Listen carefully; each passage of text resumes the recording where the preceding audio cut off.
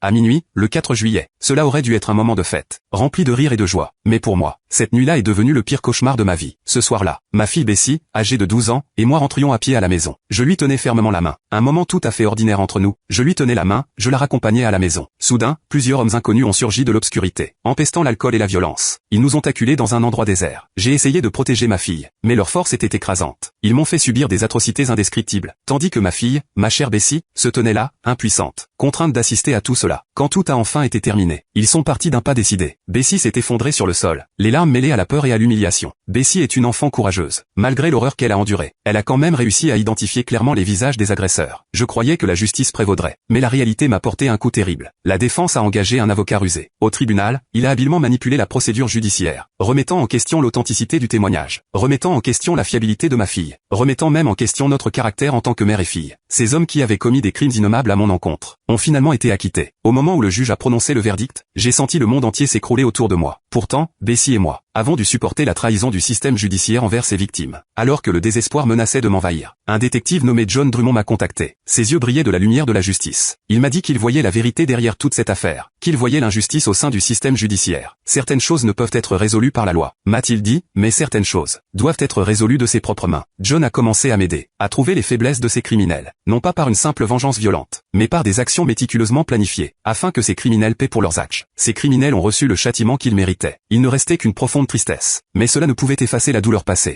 Aujourd'hui, Bessie et moi déménageons dans une nouvelle ville pour prendre un nouveau départ. Avant notre départ, John est venu nous voir.